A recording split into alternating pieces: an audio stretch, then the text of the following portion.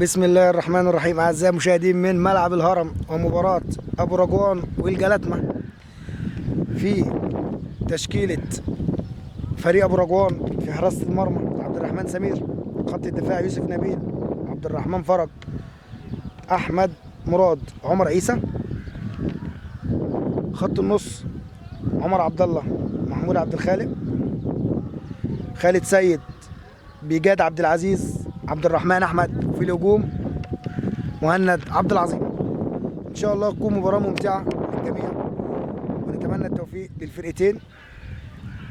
وادي فريق الضيف فريق الجلاتمة بقياده الكابتن بركه. ان شاء الله يكون ماتش ممتع للجميع وباذن الله نتمنى التوفيق للفرقتين ونتمنى السلامه للاعبين. فرقه ابو رجوان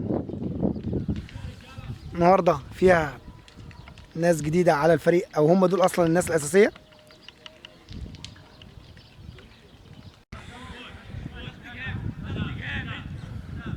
فريق الجلاتمة على التسنطير وعلى بركه الله صافره البدايه. طب ايه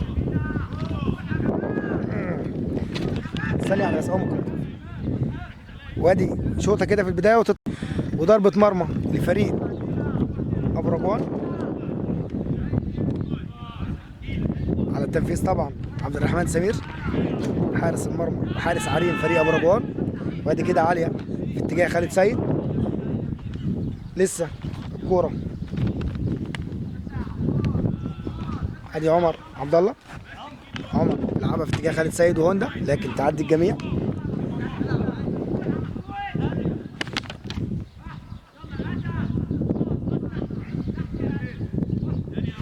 وادي هجمه ناحيه في اتجاه هوندا لكن يقطعوها لعيبه الجلاتمة. خط الدفاع وادي خالد سيد والله يقطعها خالد سيد. رمي التماس لفريق الجلاتمة. وطبعا فريق ابو رجوان بيضغط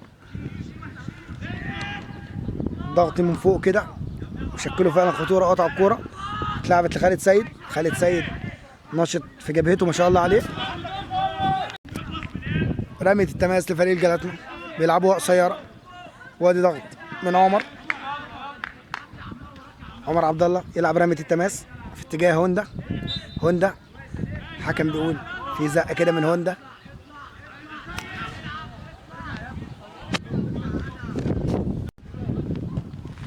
يتلعب الضربه الحره كده من فريق الجلاتمة ويطلع رقم 35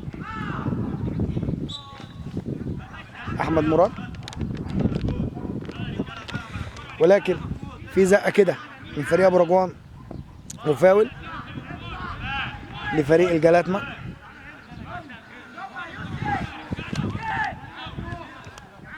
هيلعبها رقم 10.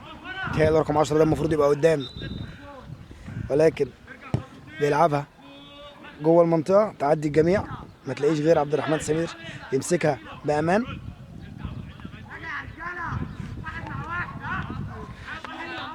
عبد الرحمن سمير بيشيل بايده ورجل ويغير ملعب. ولسه والله الكوره في الملعب اتلعبت لخالد سيد. خالد بيعرض وهوندا وجول جول جول جول. الهدف الاول لفريق ابو رجوان وهوندا وراه الاهرامات. الهرم الثالث هوندا نجم فريق ابو رجوان. وهدف مقابل لا شيء. 1-0 لفريق ابو رجوان. ولسه في الثلث الاول من المباراه ولكن شكلها كده المباراه يبقى فيها اهداف كتيره وهتبقى مباراه ممتعه زي ما تمنينا ان شاء الله. ويشيل من على خط النص كده محمود عبد الخالق. ولسه وادي هجمه تاني لخالد سيد يرفعها عاليه كده دفاعات الجلاتمة وتروح لعمر عبد الله. وكده دفاعات ابو رجوان 3-1 والحكم بيدي فاول. طمن على الراجل. على التنفيذ كابتن فريق الجلاتمة هيلعبها واقف حيطه هوندا ولعبها والله في حته خطره جدا لكن عبد الرحمن سمير بثبات بيمسك كورته. عبد الرحمن عايز يبدا هجمه من تحت بيلعبها بايده ورجل لكن تعدي الجميع وتروح لهوندا. بتحبك الكوره يا هوندا النهارده، شكلنا هنشوف منك اهداف كتير. وخد شوطه والله هوندا، لسه يا ابني بتكلم، اديني فرصه اخلص كلامي. وادي عبد الرحمن احمد.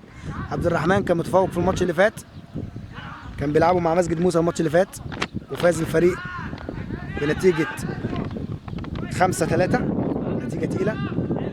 وادي ثرو باص كده اتلعب، لكن عبد الرحمن سمير يأدي دور الليبرو ويطلع ينظف منطقته. فريق الجلاتما بدأ يمسك كوره، والكوره تروح في اتجاه خالد سيد، وفي لاعب واقع، سلامات الف سلامه. رمي التماس بيلعبوها فريق الجلاتما، ويلعب كده ثرو باص سريع، لكن عبد الرحمن سمير لاعب المرصاد. عبد الرحمن بيحب يبدأ الهجمه المرتده بتاعته، ولكن ينقلوها كده على بعض لاعبي الجلاتما. وادهم ويلعبها كده بوش رجله خارج المازن، مازن رقم 21 من فريق الجلاتما. دي والله اوف سايد، الكابتن بيقول، كابتن فرجاني حكم اللقاء بيشاور وبيقول انها ضربه حره. خش يا شريف، خش يا شريف. وادي عبد الرحمن سمير هينفذ الضربه الحره، وبيشيلها كده من على الارض وتعدي الجميع وتروح لهوندا. هوندا اتخبط تاني، هوندا هيتكسر النهارده. فاول على فريق ابو رجوان، المفروض هو الفاول لهوندا اصلا، ولكن الكابتن فرجاني كان ليه راي تاني. فاول على بجاد رقم 77، فاول لفريق الجلاتما، ويشيلها كده تبقى لسه في القريب لعيبه ابو رجوان. الجلاتما ضاغط، كل فريق الجلاتما وفريق ابو رجوان بالكامل في نص ملعب ابو رجوان. وادي ضربه حره ثانيه اوف سايد على فريق الجلاتما.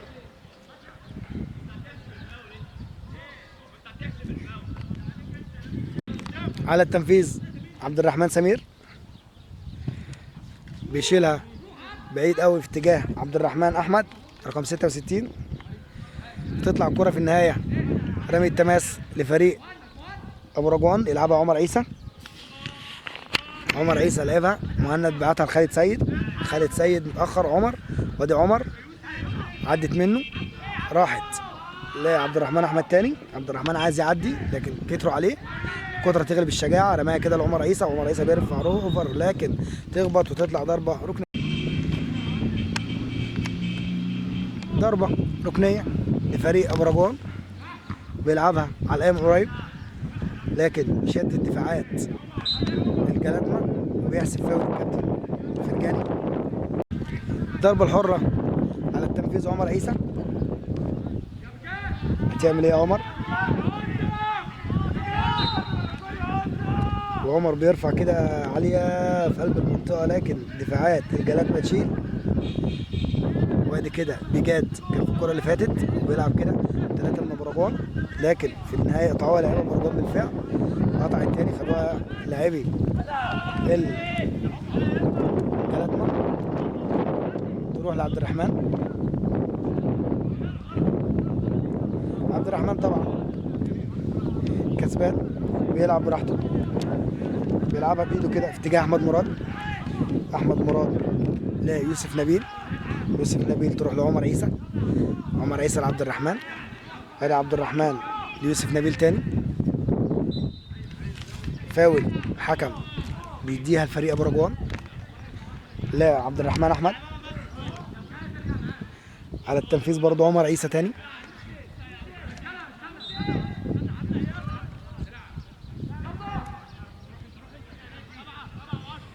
والله اتلعبت كده على حدود منطقة 6 ياردة، لكن ينجح دفاعات الجلاتما انه يشيل، واللي كان لاعب الفاول كان عبد الرحمن احمد. وادي كده تعدي والله من على هيد خالد سيد يرجع يأدي الواجب الدفاعي، اتلعبت ويشيل والله وحش الدفاع النجم عبد الرحمن فرج. رمي التماس بيلعبها كابتن فريق الجلاتما، بتلعب جوه كده، وادي جمال لعبت والله وخبطه كده في ايد عبد الرحمن فرج، وكابتن بالفعل بيدي فاول لفريق ابو رجوان. كان يلعبها عبد الرحمن فرج وسابها لسمير، عبد الرحمن سمير بيلعبها في اتجاه عمر عيسى، لكن الدفاعات تشيل وتطلع. رمي التماس لفريق ابو رجوان، عمر عيسى على التنفيذ بيلعبها لهوندا، وهوندا بيسندها بيده كده لعبد الرحمن احمد. عبد الرحمن والله بيعافر في الكوره، اتشتت خالص كده في اتجاه محمود عبد الخالق. لسه كوره بيلعبوها كده، عايزين يلعبوها قصيره، لكن عبد الرحمن فرج بيأدي. وادي عمر عيسى بيرجع بالجامد خالص لعبد الرحمن سمير، وعبد الرحمن براحته خالص خالص، لكن يشيل بجد في نص الملعب. عدت منه كده، لكن الحكم ما ينفعش. وكوره تروح في اتجاه خالد سيد. خالد هيلحق، خالد لحق، وخالد هيعمل ايه؟ بيفكر ولسه والله، لكن طول فيها وعمل تاكلينج كده، وعدت الكوره واحد والتاني في دربكه توصل لعبد الرحمن. عبد الرحمن بيلعبها لبيجاد، لكن بيجاد ما فهمش. وادي الاثنين قلب الدفاع، عبد الرحمن فرج واحمد مراد، وعبد الرحمن سمير بيلعبها له تشيب باص كده، بيلعبها لعبد الخالق محمود عبد الخالق. وادي كده والله قطعوها لاعبي فريق الجلاتما في منطقه خطر، يعملوا منها حاجه ولا ايه؟ وقطع فرج ماشي بالكوره، والله مش فرج، يوسف نبيل. معلش يا يوسف، شبه قوي من عبد الرحمن فرج. وادي يوسف نبيل يلعب لهوندا، وهوندا بيعافر. هوندا ما شاء الله قوه جسمانيه كبيره. وادي تعدي الجميع، الاوفر اللي كان عامله هوندا. نرجع تاني لعبد الرحمن لمحمود عبد الخالق. وادي بيجاد يلعبها ثرو باص كده لعمر عيسى، وعمر عملها عرضيه لكن عدت الجميع، تعدي الجميع، وفي النهايه تطلع رمي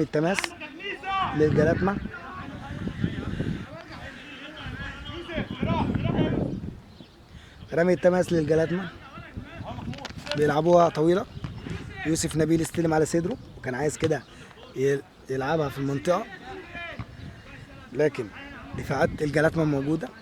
اتخطفوا الجلاتما في الشوط في الهدف الاول، فصحوا بعد كده. وادي لاعبي الفرقتين بالكامل في منطقه في نص ملعب الجلاتما.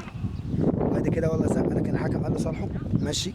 وادي عمر عيسى ما عداش منه، عمر ما ينفعش حد يعدي منه، عمر كبير في مكانه. وتروح ليوسف نبيل، خلاص يا يوسف كده حفظناك، ويلعبها كده يوسف بدون عنوان، ترجع تاني. وادي يوسف كده مع الراجل رقم 17، يوسف شديد ما شاء الله عليه، فاهم مهام مركزه كويس، بيلعب بالشوكه والسكينه يوسف. وبيلعبها في اتجاه خالد سيد، وخالد بيلعب كده اي كلام ويشيل. والله في النهايه محمود عبد الخالق. رمي التماس لفريق الجلاتما، يلعبها بالتخصص كابتن الفريق، وده خالد سيد يشيل ويلعبها باليد كده. لعيبه الجلاتما مش مستسلمين والله، مش جايين يخسروا، باين من ادائهم. وادي يوسف نبيل يشيل رمي التماس لفريق الجلاتما، يلعبها نجم الفريق وكابتنه. وادي مازن في الكره اللي فاتت، ويعمل تاكلينج كده بجد لكن بدون عنوان بدون فايده. ولعيبه الجلاتما لعبوها، هتطلع بره، طلعت فعلا بره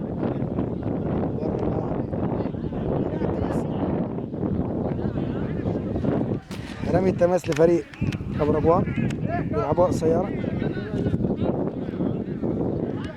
لسه. وادي هوندا كده والله بيغير ملعب خالص في اتجاه خالد سيد، وخالد والله يعافر كده، لكن الحكم كابتن في الجانب يدي فاول على خالد سيد. فريق ابو رجوان بيحتل المركز الثاني خلف وردان. طبعا كده بقى نتكلم عن الاهداف وعن اللي خلاهم في المركز الثاني بعد اراده ربنا سبحانه وتعالى. نجوم الفريق، هداف الفريق مهند عبد العزيز، طبعا النهارده يفرق الهدف اللي عن عبد الرحمن عبد العال او عبد الرحمن احمد. فريق ابو رجوان فريق متماسك ما شاء الله عليه، كلهم بيلعبوا من باب ان هم كلهم فريق واحد في تجانس وتناغم ما شاء الله. وادي الكوره كده لخالد سيد يغرد وحيدا في الجبهه، وبيلعبها كده ثرو باص لهوندا، لكن هوندا يعتمد على خطا المدافع، وفعلا المدافع خطا، ويلعبها كده شيب باص لخالد سيد تاني، كان بيلعبها يوسف نبيل، وتطلع والله خالد سيد يضغط على اثنين لعيبه، وتطلع في النهايه ضربه ركنيه لفريق ابو رجوان.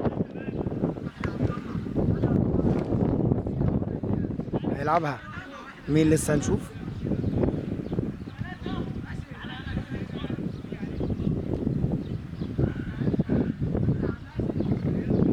ضربه ركنيه فريق ابو رجوان عاليه في قلب المنطقه على خط ال6 ياردة، لكن تعدي الجميع وفي النهايه تروح ناحيه عمر عيسى. وادي كده شوطه من بره المنطقه، لكن تروح في اتجاه عبد الرحمن احمد اللي كان بيرفع كورنر من شويه. وادي يوسف نبيل، شوطه يوسف، شوطه يوسف، يوسف ما شاطش، اداها لعبد الرحمن تاني، عبد الرحمن ليوسف تاني، لعب 1 2 كده ودخلوا جوه في القلب. وادي عبد الرحمن كده قلبه جامد وشاط، ولكن تخبط في المدافعين. وادي كده خالد سيد ولا مين ده؟ وادي ثرو باص لمهند، ثرو باص جميله، اوف سايد اوف سايد اوف سايد اوف سايد. في فاول اهو، الحكم اللاين زمان بيقول فاول لفريق الجلاتما، بيلعبوها بسرعه متاخرين بهدف. كابتن بركه على الخط، طبعا الكابتن محمد الخلوق المحترم مدرب فريق ابو رجوان. وادي عمر عيسى، عمر عيسى لمحمود عبد الخالق، عايز يعمل ثرو باص كده يوسف نبيل. لا ده مش يوسف نبيل، 23 مش يوسف نبيل، رقم 32 ده عمر عبد الله. 32 رقم 23 ده يوسف نبيل. يبقى هنراجع تاني على الاسماء والارقام، بيحصل فيها لخبطه كل مره. يلعب فريق الجلال في القلب كده، عايزين يمسكوا كرة شويه. فريق ابو رجوان مسك الكرة لفتره. وادي كده هوندا يلعب ثرو باص ناحيه عبد الرحمن احمد، لحقها ولا ما لحقهاش؟ لحقها والله، وعمل فنت كده وعدى، وفعلا عدى خبطه والثانيه، لكن صلب واقف مكان عبد الرحمن. شوطه جامده وشيل حارس، الله عليك الله عليك يا ولد الله عليك. يبقى كده يوسف نبيل رقم 32 مش 23، و23 هو اكيد بقى عمر عبد الله. نرجع للماتش تاني. ضربه ركنيه على التنفيذ، عبد الرحمن احمد بيلعبها عاليه عاليه وفي متناول الجون، لكن الحارس يشيل. وادي هوندا بيصلح ليوسف، يوسف يصلحها تاني هناك لعبد الرحمن احمد، عبد الرحمن وباصت كده قطعوها لعيب الجلاتما، عايزين يبداوا الثرو. وادي محمود معاه اتنين، محمود بيفكر يلعب لمين، عايز يرجع لورا لكن ما لحقش. وادي يوسف نبيل وعبده كان في الكره اللي فاتت ويلعب، الحكم بيقول ما فيهاش حاجه، لكن الحكم قال فاول. الكاميرا شغاله. فاول لفريق الجلاتما، بيلعبوها بسرعه كده لكن يشيل دفاعات فريق ابو رجوان. وادي كابتن الفريق بيلعبها ثرو باص كده لكن ما تعديش. عليه سايد. وفي تسلل على فريق الجلاتما. وادي على الضربه الحره على التنفيذ عبد الرحمن سمير، بيلعبها ثرو باص قوي جدا لهوندا. هوندا يستفاد منها ولا يعمل ايه؟ خبطها في صدر اللاعب. وادي بجاد ما قلناش اسمه هنا فتره. بجاد عايز يلعبها لعبد الرحمن لكن يقطعوها من قدامه لاعب الجلاتما وتطلع في النهايه. رامي التماس مش لاقيها. رامي التماس بيلعبوها بسرعه مش موجوده. فريق ابو رجوان. وادي عمر عيسى، والله عمر عيسى عدى ورفع، لكن في النهايه تطلع ضربه ركنيه.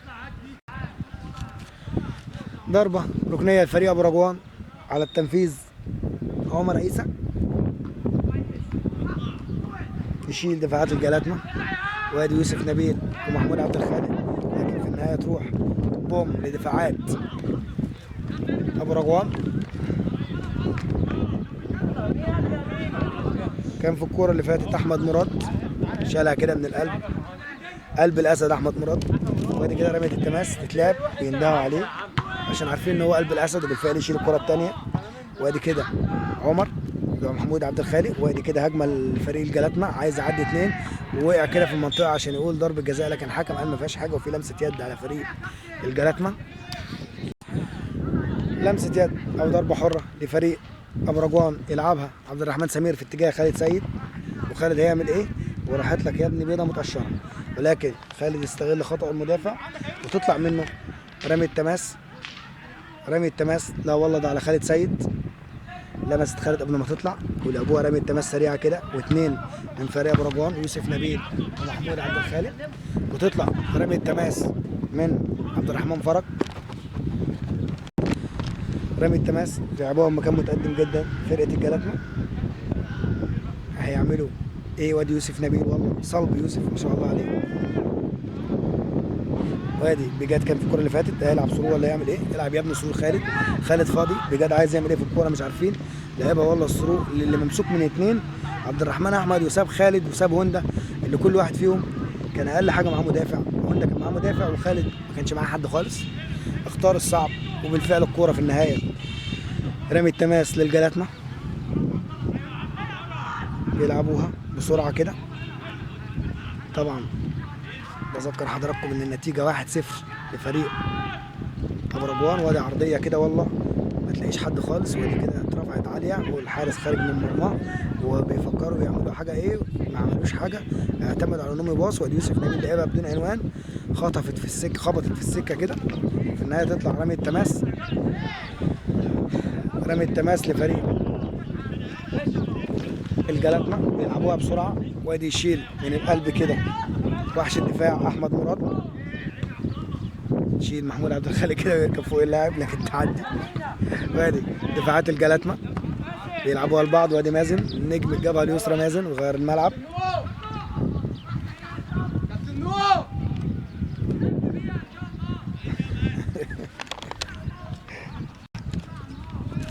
رمي التماس لعبوها عمر عيسى، وكان يرفع ايد يوسف نبيل لكن فضلوا ان هم يرجعوا لحارس المرمى عبد الرحمن سمير، يلعب لوحش الدفاع مراد احمد مراد عليه اتنين، وبالفعل ما لقوش حل غير ان هم يشدوه وعملوا فاول. ضربه حره على التنفيذ عبد الرحمن سمير. وادي يوسف نبيل واحمد مراد، نجوم الجبهه دي بلا منازع، وتتلعب في اتجاه هوندا، وهوندا في وسط اتنين، الاتنين يغلبوا، القدره تغلب الشجاعه طبعا. وادي عمر عيسى. عمر هيعمل ايه؟ عمر بيفكر دايما ان هو يباصي الكوره اكتر ما بيشتغل لوحده، وهي دي الفكره اللي قايمه عليها لعبه كره القدم اللي هي الجماعيه. وادي الكوره لعمر عبد الله لكن تخبط كده. وادي مازن بيلعب بدون ما يفكر، وادي خبط فيها كده مراد. وادي الكوره، وادي عمر عيسى زي الوحش راجع يؤدي الواجب الدفاعي. عمر عيسى راجع منين يا جماعه؟ وراجع فاتح سبرنت، وفي النهايه خدوها لاعبي ابو رجوان. كابتن الجرحي على الخط ما بيعرفش يقعد، عنده حب الشغل رهيب الراجل ده. في لاعب واقع، سلامات الف سلام عليكم فريق جالتنا. بعمل ايه تاني؟ في ملاعب فيها كده، في ملاعب فيها كده.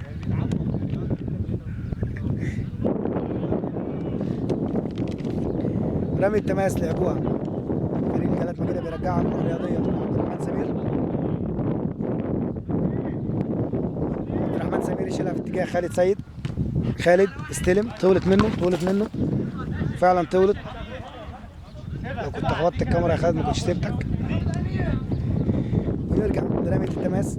وادي كده والله تقلش من رجل مراد، يشيل عمر. وادي عبد الرحمن بيأمن لفرقته، بيمسك كورته بثبات.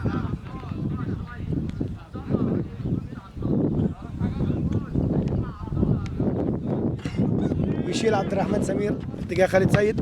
خالد مش عارف ايه حكايته معايا. نرجع للملعب تاني، ويشيل عبد الخالق، محمود عبد الخالق. ايجاد كان عايز يلعبها كده سرور لهوندا لكن ما تعديش. وادي عمر عبد الله. عمر هجمه عنتريه كده كانوا قايمين بيها 4 من فريق ابو رجوان لكن ما تنجحش في الاخر. وادي دفاع عبد الرحمن فرج من فريق ابو رجوان. هيلعبوا رمية التماس، طلعت على الجلاتنا، هيلعبها عمر عيسى عبد الرحمن فرج، بيلعبها لهوندا يستلم على صدره استلام جميل، ويلعبها لخالد سيد كده. عاملين دويتو رائع الثلاثي اللي ماسك هجوم فريق ابو رجوان. وادي كده وقع بجد لكن لاعبي الجلاتنا بيقولوا ان هو ما فيهوش حاجه، هو فعلا ما فيهوش حاجه. وادي لمسه يد كده بدون ما يقصد على على محمود عبد الرحمن عبد الخالق. محمود عبد الخالق عشان الناس ما تسيبش اي غلطه. فاول لفريق الجلاتنا، يلعبها النجم رقم 10 على حدود منطقه ال 18 توصل لايد عبد الرحمن سمير بكل ثبات. عبد الرحمن سمير طبعا بيدور على هدى او خالد سيد، قرر انه يلعبها في اتجاه خالد سيد، وخالد استلم بهد وخالد ما استلمش، ده طلعها اصلا اوت. وادي رمي التماس للجلاتنا، ولكن ابو رجوان بيضغط من قدام قوي، بيلعبوها وبالفعل وادي والله بيقول فاول اوت. اوت اصبح لفريق ابو رجوان. ابو رجوان زي ما قلنا لحضراتكم بيحتل المركز الثاني برصيد 22 نقطة. طبعا متصدر فريق وردان ضربة ركنية لابو رجوان. فكروا بقى يغيروا بدل ما يجيبوا عمر عبد الرحمن احمد، جابوا خالد سيد يلعبها. خالد سيد لعبها، الكاميرا عدت الجميع كده وشوطها والله يشيل الدفاعات، واستلم على صدره تورت لخالد سيد. خالد لعبها لمين؟ يوسف نبيل ده ولا مين؟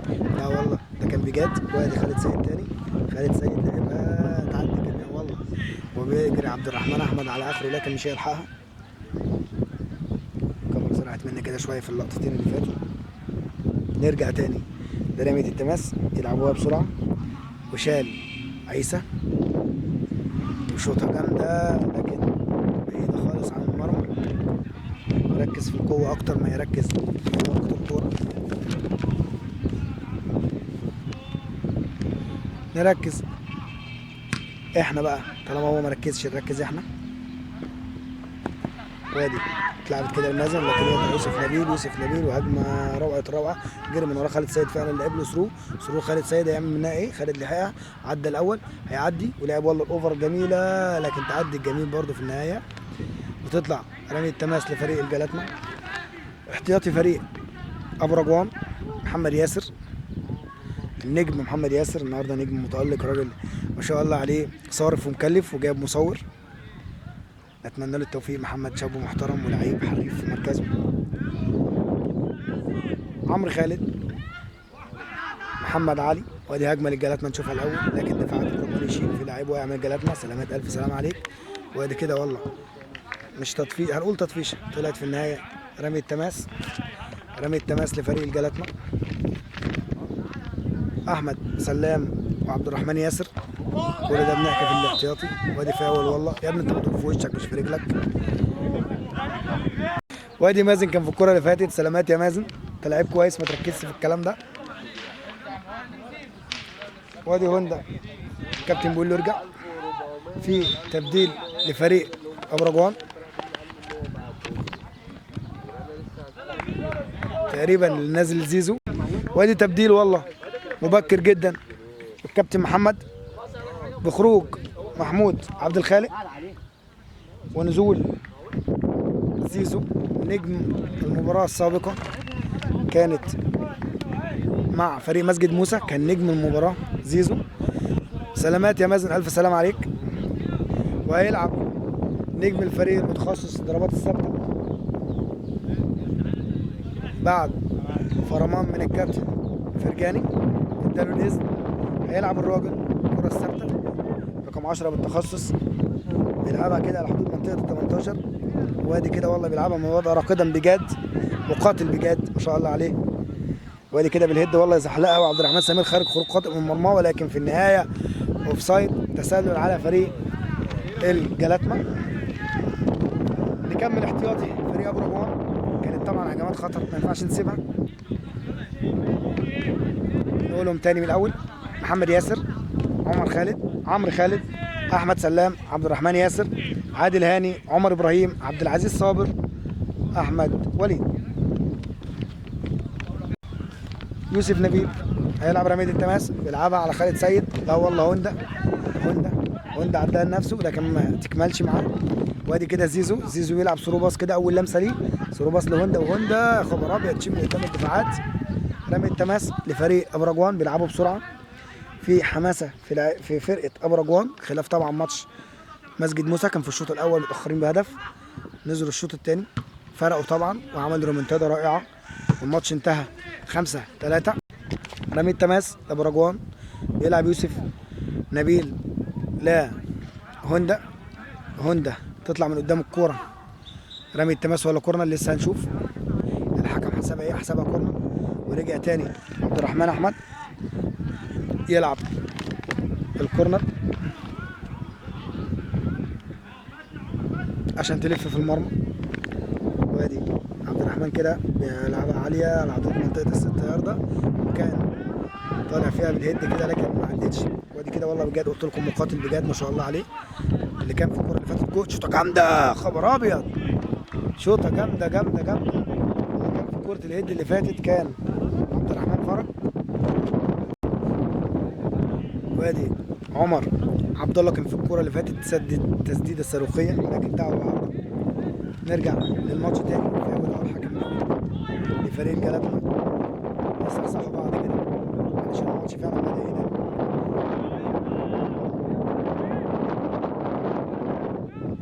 كابتن نور الجرحي بدا يزعق اهو، بيلعبوا سياره كده وغير ملعب خالص لاتجاه عمر عيسى. عمر قطع على عبد الرحمن احمد، بيلعب لزيزو. زيزو طبعا ما شاء الله عليه يعني بينزل كده يفوق الفرقه كلها.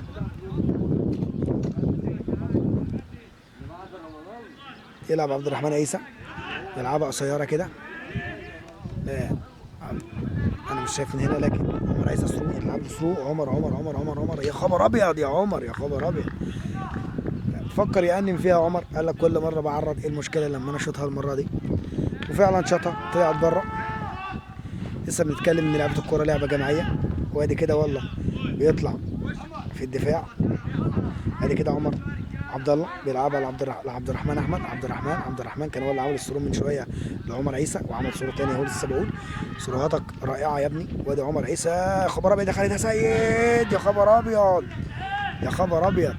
خالد سيد لعبها كده من الوضع طائرا اجمل من الجمال، بس كان ينقصها ان هي تخش الشبكه.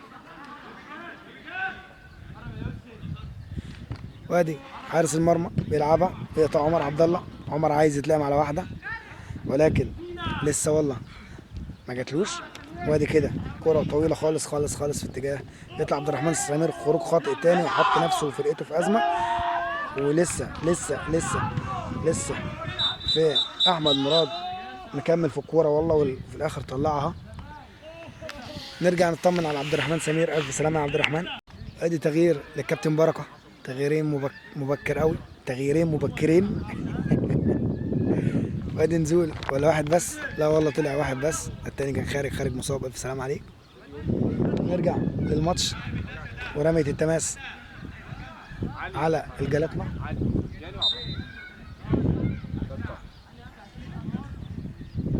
رمية التماس ليوسف نبيل.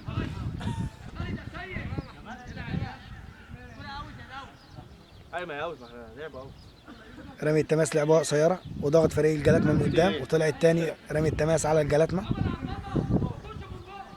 بفكر حضراتكم بطاقم الحكام اللي معانا: كابتن علي حكم ساحه، كابتن فرجاني مساعد اول، كابتن عبد الرحمن مساعد ثاني. اتلعبت بسرعه كده، الجلاتما ضغط من قدام قوي، عايز يلحق يتعادل قبل نهايه الشوط. بتروح في النهايه عبد الرحمن سمير بيشيلها كده بايد ورجل في اتجاه هوندا وخالد سيد، لكن سابوها. وادي كده مينا والله كان طالع على هوندا، لكن هوندا طبعا يفرق ما شاء الله عليه. اتلعبت في اتجاه عبد الرحمن احمد، بيلعبها كده بيمدها لقدام لكن 2 على 1. طلعت في النهايه ركنيه، لا والله ما طلعتش لسه. وادي زيزو بيلعب، زيزو زيزو زيزو، يا خبر ابيض والله يا ابني لو بايدي لحسبها لك.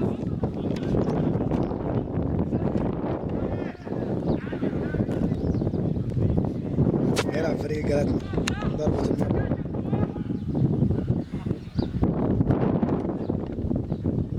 يلعبها على حدود منطقة الراس وقطعوها كده، عايز يسند على حد ماليش ليه والله، عايز يلعبها له على طول كده لكن ما عدتش من دفاعات. قطع بيها كده بيلعب في عمر عيسى، وعمر خد الكورة لعبها عبد الرحمن بيلعبها ثرو باص لهوندا، ولا هوندا شوطة جامدة؟ لا والله مش هوندا اللي فاتت، مش هوندا. المهم الكورة تعمل العرض، هوندا هنا جاوبين دي بحظه.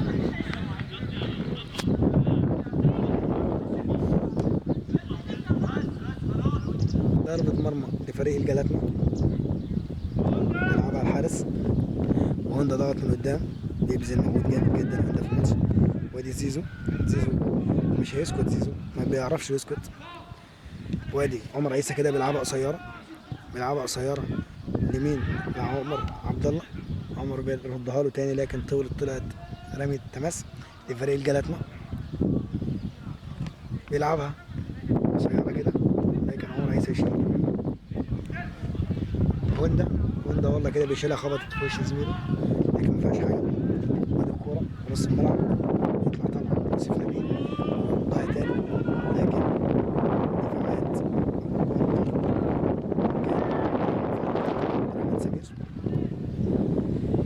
عبد الرحمن سمير هيشيل بإيده ورجله كالعادة، وشالها بالفعل في اتجاه خالد فرج الأولانية لكن طلعت يوسف نبيل في الكاميرا. لعبها مازن كده رمي التماس سريعة لكن في النهاية تطلع